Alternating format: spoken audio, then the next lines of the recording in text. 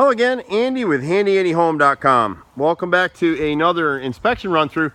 This one's a little unusual what we're doing today. This property is going to be a little bit harder. Let me see if I can get us shrunk down here. This property is over in the West Cobb area, and it's a flip house that a investor purchased this home from foreclosure and fixed it up, and they've done a lot of things to it. You can see they got brand new windows in here. The vinyl siding was already here. They put new 6-inch gutters up here and a new roof and done a lot of work inside. But we had an inspection report done, and so now they're negotiating. We're here for the buyers, and they'll negotiate with the sellers on the things that need to be done. And so one of the issues that came up on this house is we've got a musty odor coming from this foyer area right here. And most of these things are connected dots. They've got good gutters. They've got 6-inch gutters now, but we don't have kick-out flashing right here where this gutter hits the side of the vinyl. That's part of the water source. The other water source is if I slide around, I apologize for the lighting, we're gonna rush because we're getting near the end of the day. I've been here a long time. See the hole in the corner piece of vinyl right here? We need to replace this piece, and then we'll need to seal this edge of siding where it hits the trim board, and then seal the edge up above the roof line with clear elastomeric sealant. And that should keep whatever water is getting into this corner. It's not a lot of water because the ceilings aren't stained, but it's enough to keep this area right in here. You see this box right here? So the water gets into this chase and it's just stuck here. And so some of this water is getting in here, and you can smell it just in this foyer area right here. There's no mold or anything in here. There probably was some mold on these walls.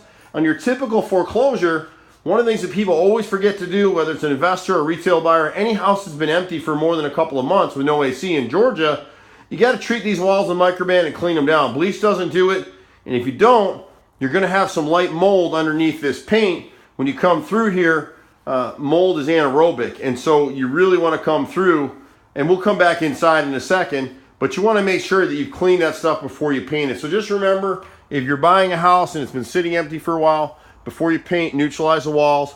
Microban's the industry standard. It's an auto kill, and it has a residual kill to it. There's some other products. We've just used Microban a long time. So we're going to bounce around a little bit. One of the things we want to do is get the water away from the house. So if you look at this downspout in the far rear corner, we're going to raise it up above that retaining wall and drop it on the other side. This one here in the left front corner, we'll extend it. The yard has a great slope to it, and so the water's pitching towards these woods areas over here and away from the house. You always want to get your water at least 10 feet away from the house. Here it's perfect because once it gets into this area here, it'll just drain over here. It won't impact the neighbor at all. We got a similar issue back here on the left side rear corner. We'll install what we call a B elbow, which will just swing the elbow instead of towards the backyard coming this way. Please don't use these flexible drain pipes. It's great, the marketing guys sell this crap, but they clog with debris, leaves, and pine cones and junk, and then the gutter can't function properly. This pipe right here is from their water extrusion pump that they put in here. I'm not sure they ever needed it. From what I'm seeing, they never needed it, but I don't know the whole history of the house. So we'll extend this drain back this way, again towards the woods. You can't see it in the video, but the topography lays down right in here, and the trees will suck that water up. They'll be happy to have it. There is a little negative slope back here against the foundation, right in this area right here.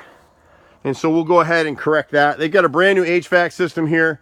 They replaced all the windows, but this was an oddball window, and so they didn't want to have it custom made, I guess, and the width. These other ones are standard size. So they put new windows all the way around except for this one. So we'll just repair that window right there. The deck, and we're just going to kind of go around. Brand new deck. They screwed it together. They didn't connect the posts with 2 half-inch bolts like they're supposed to. So that needs to be done on every one of these.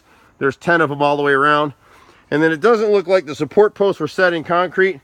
So we'll have to dig those up and then go ahead and put the concrete. And then here at the bottom step, you just got an issue right here. The riser is way too high, so we just need to build a separate step right here. And these are things that come up on inspections all the bloody time. Up here on the deck, when you've got vinyl siding, it's really important to go ahead and add what we call a pressure-treated flashing plate that'll go in this area right here where the vinyl meets the deck, and keep that water from getting in there, because once it gets in, it can't get out. The other thing with vinyl that you can kind of see if you look closely is they had a grill or something right here, and it started to get hot, and you can see where it warped the siding a little bit. Not a huge deal. I mean, you can't even hardly notice it. So we'll flash through this area right here, and that'll take care of that particular issue. What we like to show on these gutters are pretty new, and you can see how much debris is in here already. Look at all that stuff in there.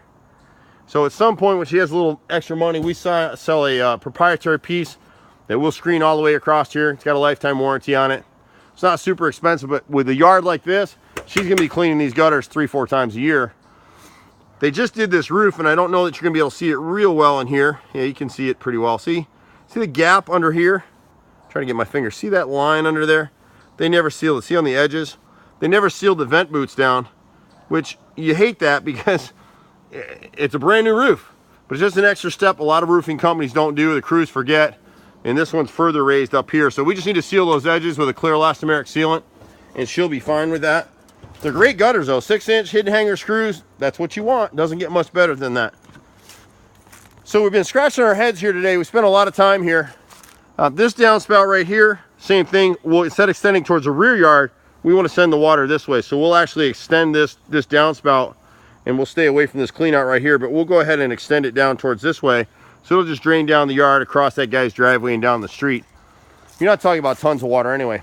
So for the life of us, we couldn't figure out what was going on in this house. We've been told the history of this house is that they had a crack in the foundation wall, and that they had to put in a water extraction system as well, and we'll show you that in a second. They never needed a water extraction system. They probably didn't have gutters. They probably had some roof leaks. That got some moisture inside the house. And then what really happened here is the foundation wasn't poorly built.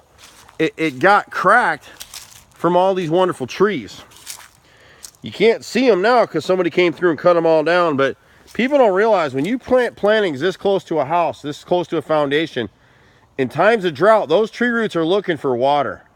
And water's inside your house, so it's going towards the drain pipes, which right here, the sewer line actually runs out. The main drain for the house runs out here. Here's a clean out, and then it runs towards the street.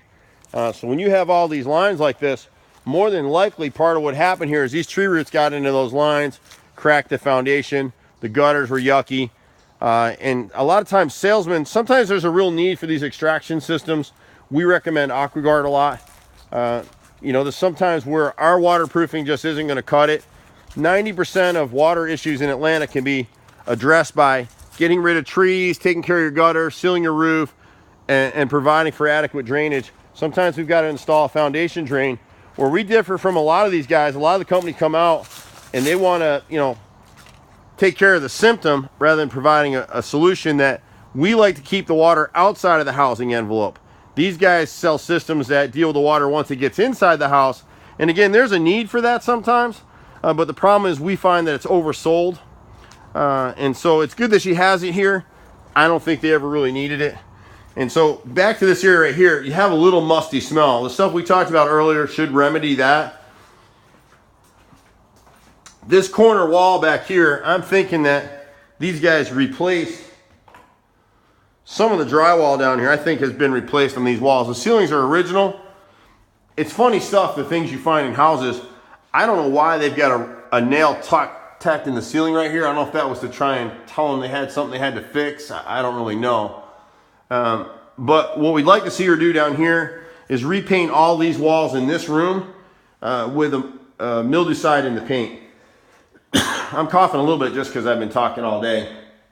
But just this particular room, there's no surface mold down here. They haven't really been running the air conditioning, and this house has been sitting for 5 or 6 months now. So if they had a serious mold issue, it would be showing up. I doubt very much whether this painter that painted in here, looking at the quality of the work, would have used a mildewcide in the paint to deal with mold.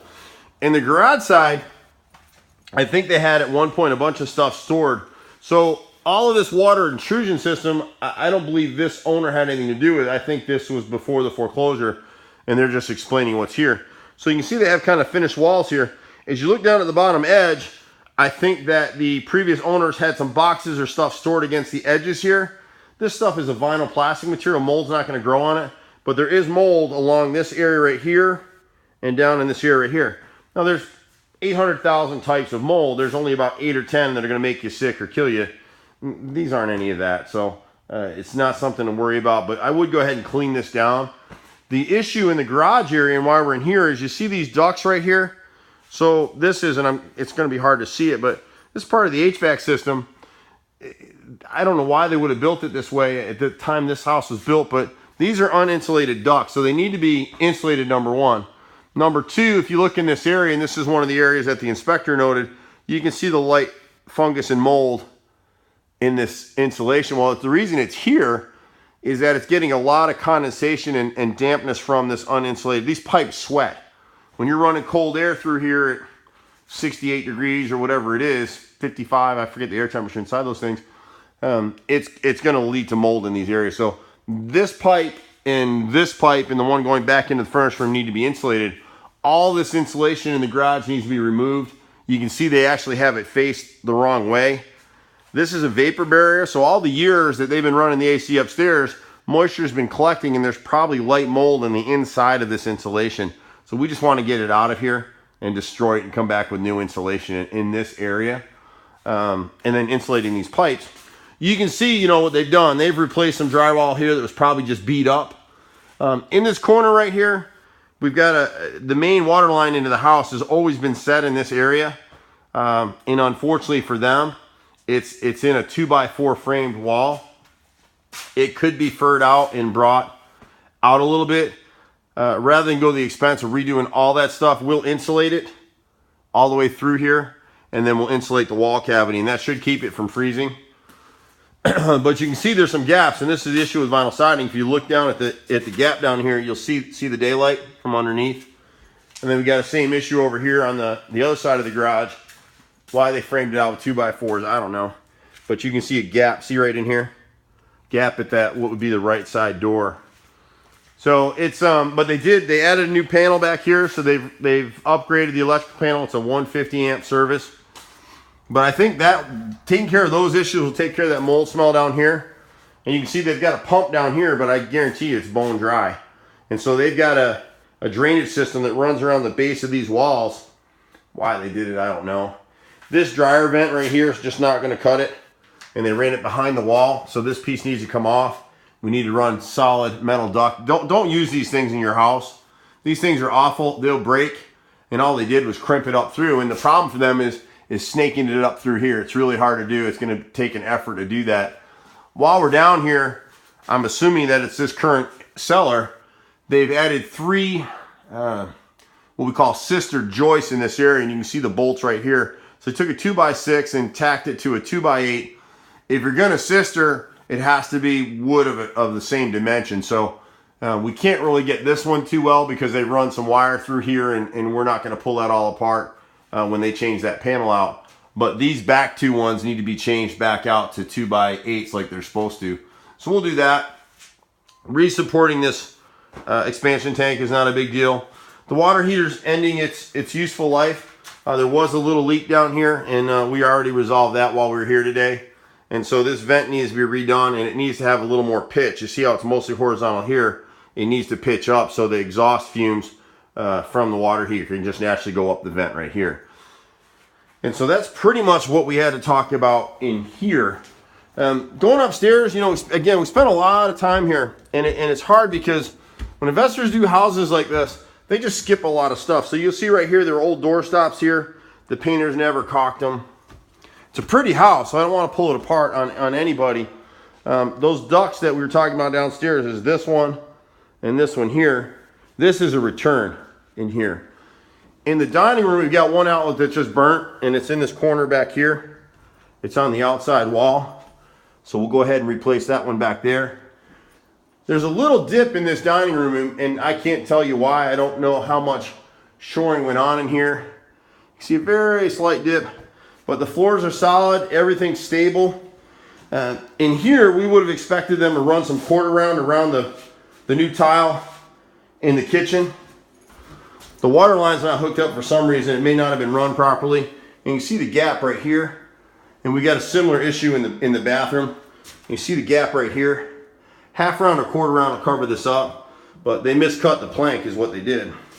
Well, actually, they didn't miscut the plank. They didn't have enough room here, so they should have spaced it out better. The granite countertops are great, but they weren't sealed or caulked at the back lines back here. And then you've got almost no pressure.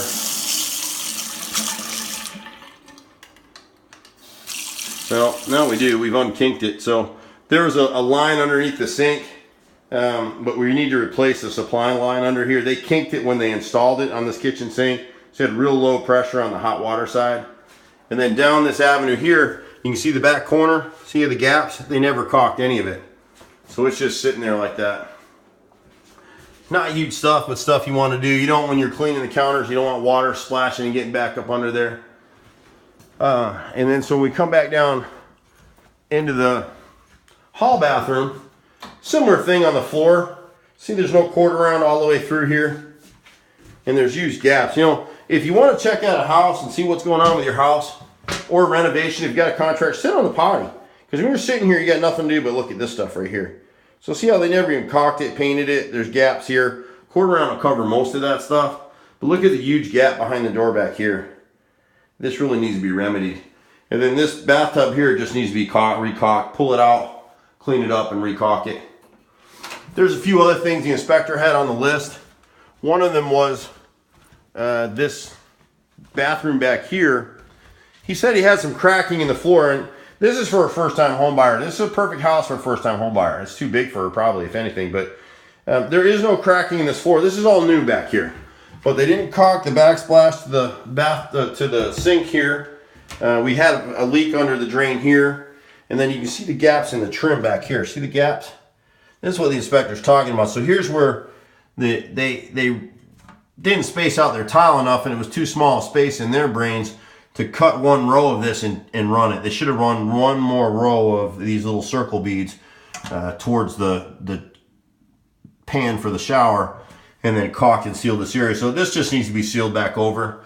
The shower door itself has never been caulked and sealed. You can see I'm sticking my finger right through it, and it's the same way on the inside.